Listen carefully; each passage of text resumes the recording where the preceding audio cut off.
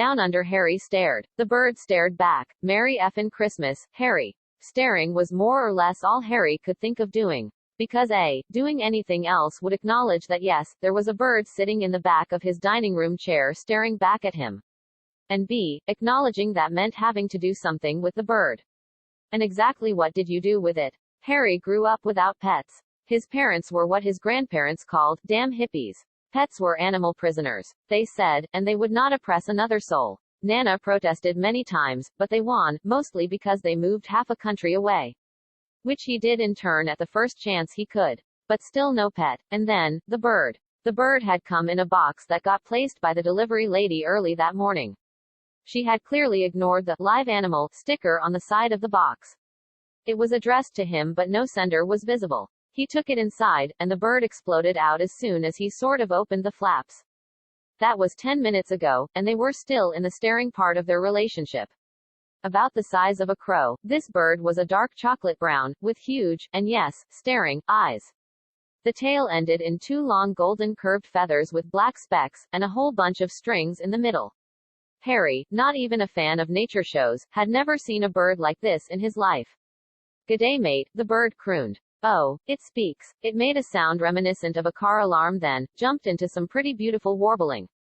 Then said, "G'day mate," again. Harry watched and heard all this in silent, stoic shock. It wasn't until the bird jumped on the table and squirted a rather large stream of guano on the table. He snapped out of the trance and got up to do something. "Nota indaba," the bird crooned. "What?" Harry asked. "Oh come on, it's not like, nota indaba," the bird repeated, and then whistled like a factory whistle, followed by a chainsaw, followed by more warbles, followed by, "Get on now, get on." The confusion pile grew another level. There were clearly words coming out of this bird's mouth, or beak, which Harry thought only happened in parrots. A bird that someone sent him. And 2 days before Christmas? What is going on? Nota indaba, the bird chimed again, and a doorbell came out so perfectly that Harry actually looked at his door. Note in the box? Harry asked. Noata indaba, the bird said. Harry looked at the bird, and back at the box. He peered inside. And yes, there was a note. A guano-stained note, but a note still. And it said in print, to Harry Rodriguez. "Well, shit, get on now, go," the bird crooned. I'm going, Harry replied. "Guess we're past the staring now." He bent over the box and tentatively took out the note. The bird poop was dry and flaky but still disgusting because, well, poop. He opened it and let out a groan of despair. He recognized the handwriting at once. "Hola Poppy. This is your sister speaking. All the way from sunny Chile. Love the summer here, don't you? Oh wait, it's like 30 where you are. Oops, sorry. More like 45, but still. Fuck you, Amalia," Harry thought. "I know Mom and Dad never let us have pets or anything, but I can't stand thinking of you all alone in a city no one knows you. That's part of the charm, and you know it," Harry thought again. But, was it? Yes it was, shut up. And a dog isn't weird enough. So, meet. Xuống dưới, Harry nhìn chăm chăm. Con chim nhìn lại. Giáng sinh vui vẻ, Harry, nhìn chăm chăm ít nhiều là tất cả những gì Harry có thể nghĩ đến. Bởi vì làm bất cứ điều gì khác sẽ công nhận rằng có một con chim đang ngồi ở phía sau ghế phòng ăn của anh ấy đang nhìn chằm chằm vào anh ấy. Và B, thừa nhận điều đó có nghĩa là phải làm gì đó với con chim. Và chính xác thì bạn đã làm gì với nó? Harry lớn lên mà không có vật nuôi. Cha mẹ anh là những người mà ông bà anh gọi là lũ hippie chết tiệt. Thú cưng là tù nhân động vật, họ nói, và chúng sẽ không đàn áp linh hồn khác. Nana đã phản đối nhiều lần, nhưng họ đã thắng, phần lớn là vì họ đã rời xa nửa đất nước. Điều mà anh ấy đã làm lần lượt ở cơ hội đầu tiên anh ấy có thể. Nhưng vẫn không có thú cưng. Và sau đó, con chim đã đến trong một chiếc hộp do người phụ nữ giao hàng đặt vào sáng sớm hôm đó. Rõ ràng là cô ấy đã bỏ qua nhãn dán động vật sống ở bên cạnh hộp. Nó đã được gửi cho anh ta nhưng không có người gửi nào được nhìn thấy.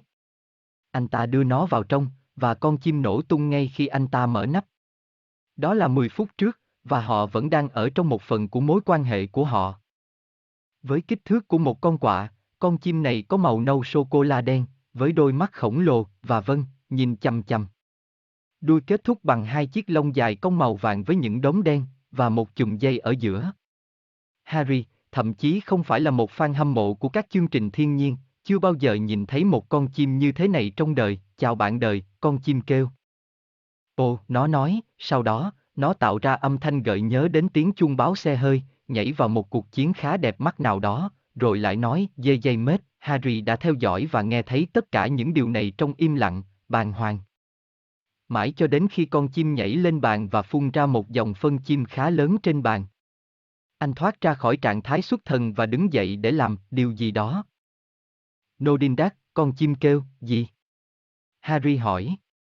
Ô hát, nó không giống như, Nodindak, con chim lặp lại, và sau đó huýt sáo như tiếng còi nhà máy, tiếp theo là tiếng cưa máy, tiếp theo là nhiều chiến kê hơn, tiếp theo là get on now, get on, sự nhầm lẫn chồng chất tăng lên một cấp độ khác. Rõ ràng là có những từ phát ra từ miệng con chim này, mỏ, điều mà Harry nghĩ chỉ xảy ra ở loài vẹt. Một con chim mà ai đó đã gửi cho anh ta. Và 2 ngày trước lễ Giáng sinh. Điều gì đang xảy ra? Nodindak, con chim kêu lần nữa, và một tiếng chuông cửa phát ra hoàn hảo đến nỗi Harry thực sự nhìn vào cửa của mình, nốt trong hộp. Harry hỏi, Nodienda, con chim nói, Harry nhìn con chim, và quay lại cái hộp. Anh nhìn vào bên trong, và có một ghi chú. Một nốt nhạc nhuộm phân chim. Nhưng một nốt nhạc vẫn còn. Và nó nói trên bản in, gửi Harry Rodiger, chà, chết tiệt, ghi vào bây giờ, đi, con chim kêu, tôi đi, Harry đáp. Đoán bây giờ chúng ta đã qua cái nhìn chằm chằm, anh cúi xuống chiếc hộp và ngập ngừng lấy ra tờ giấy bạc. Phân chim khô và bong tróc nhưng vẫn còn kinh tởm bởi vì, phân. Anh mở nó ra và rên rỉ tuyệt vọng. Anh nhận ra nét chữ ngay lập tức. Hola papi. Đây là em gái bạn đang nói, từ Chile đầy nắng. Yêu mùa hè ở đây phải không? Ồ, chờ đã, nó giống như 30 nơi bạn đang ở, gối xin lỗi, giống như 4 năm, nhưng vẫn còn. Mẹ kiếp, Amalia, Harry nghĩ, tôi biết bố và mẹ không bao giờ cho phép chúng tôi nuôi thú cưng hay bất cứ thứ gì, nhưng tôi không thể chịu đựng được khi nghĩ đến việc các bạn ở một mình trong một thành phố không ai biết đến bạn. Đó là một phần của sự quyến rũ, và bạn biết đấy, Harry nghĩ lại. Nhưng, có phải không? Vâng, nó đã được, im lặng, và một con chó không đủ kỳ lạ. Vì vậy, hãy gặp Paul, anh ấy là một con chim hồ ly, người duy nhất ở Hoa Kỳ. Tôi có thể nói gì đây, tôi biết một chàng trai. Chăm sóc tốt cho anh ấy. Feliz Navidad, Harry đọc lại ghi chú, tin rằng anh vẫn còn nhiều LSG. Vâng. Cái mà anh ấy đã chụp 2 ngày trước. Anh ta nhìn con chim mà bây giờ anh ta biết là chim lia, nó được gọi là Paul, người đang khám phá các dây cáp đằng sau TV của mình, tôi sẽ giết cô ấy, anh nghĩ. Hoặc có thể gửi lại lông của Paul, tất nhiên, anh ấy sẽ không làm điều đó. Chủ yếu là vì anh ta không thể tìm thấy địa chỉ thực sự của em gái mình ở Chile. Câm miệng, Paul, con chim nhìn lên. Người bạn đời của ngày hôm nay, anh ta kêu lên. Tiếp theo là một tràng cười rất dài, kết thúc bằng một tiếng chuông cửa khác. Gotham, một bữa ăn, nó nói. Tôi không có hạt giống chim. Nhân danh Chúa để làm gì, và một con gián chui ra dưới chiếc ghế dài. Người đầu tiên Harry nhìn thấy trong tuần. Và Paul ngáp nó lên như một viên đạn tìm được mục tiêu. Ồ, dễ dàng, bây giờ tôi chỉ cần một nguồn cung cấp gián để giữ cho anh ta sống. Bất kỳ người đàn ông nào khác sẽ chỉ đơn giản gọi cho Amalia để nguyền rủa cô ấy và yêu cầu giúp đỡ. Hay được gọi là dịch vụ động vật để thoát khỏi Paul. Nhưng Amalia biết Harry, và đó là điều khiến anh vô cùng tức giận về cô. Gọi Amalia có nghĩa là thất bại, có nghĩa là thừa nhận cô ấy đã thắng. Không, anh ấy sẽ đảm bảo rằng Paul sẽ sống lâu hơn cả hai người họ. Ước muốn chết chóc của anh ấy là em gái của anh ấy sẽ chăm sóc cho con chim sơn ca yêu quý của anh ấy cho đến khi một trong số chúng biến mất. Paul rón rén như một chú ểnh ương đằng sau, thêm vào Yumi, Wikipedia mở ra giống như kho tàng của cu. Down under Harry stared. The bird stared back. Merry effin Christmas, Harry. Staring was more or less all Harry could think of doing. Because A, doing anything else would acknowledge that yes, there was a bird sitting in the back of his dining room chair staring back at him. And B, acknowledging that meant having to do something with the bird. And exactly what did you do with it? Harry grew up without pets. His parents were what his grandparents called damn hippies. Pets were animal prisoners, they said, and they would not oppress another soul. Nana protested many times, but they won, mostly because they moved half a country away.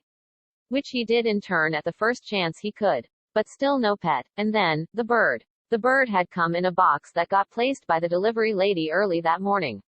She had clearly ignored the live animal sticker on the side of the box. It was addressed to him but no sender was visible. He took it inside, and the bird exploded out as soon as he sort of opened the flaps. That was 10 minutes ago, and they were still in the staring part of their relationship. About the size of a crow, this bird was a dark chocolate brown, with huge, and yes, staring, eyes. The tail ended in 2 long golden curved feathers with black specks, and a whole bunch of strings in the middle. Harry, not even a fan of nature shows, had never seen a bird like this in his life. "G'day mate," the bird crooned. "Oh, it speaks." It made a sound reminiscent of a car alarm, then jumped into some pretty beautiful warbling. Then said, "G'day mate," again. Harry watched and heard all this in silent, stoic shock. It wasn't until the bird jumped on the table and squirted a rather large stream of guano on the table. He snapped out of the trance and got up to do something. "Nota indaba," the bird crooned. "What?" Harry asked. "Oh come on, it's not like Nota indaba," the bird repeated, and then whistled like a factory whistle, followed by a chainsaw, followed by more warbles, followed by, "Get on now, get on." The confusion pile grew another level. There were clearly words coming out of this bird's mouth, or beak, which Harry thought only happened in parrots.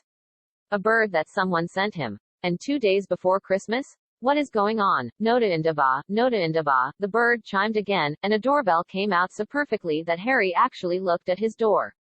Note in the box? Harry asked. "Noata indaba," the bird said. Harry looked at the bird, and back at the box. He peered inside. And yes, there was a note. A guano-stained note, but a note still. And it said in print, "To Harry Rodriguez." "Well, shit. Get on now, go," the bird crooned. I'm going," Harry replied. "Guess we're past the staring now." He bent over the box and tentatively took out the note. The bird poop was dry and flaky but still disgusting because, well, poop.